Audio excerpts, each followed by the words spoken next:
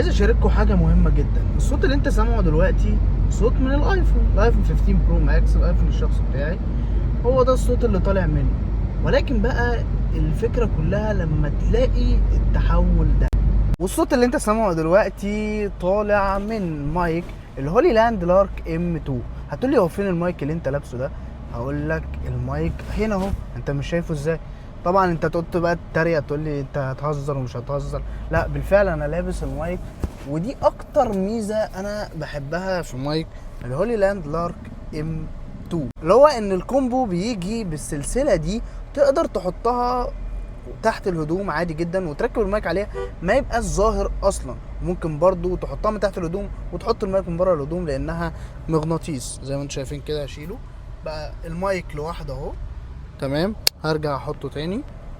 فبصراحة مايك مبهر يعني. تستنوا بقى حاجات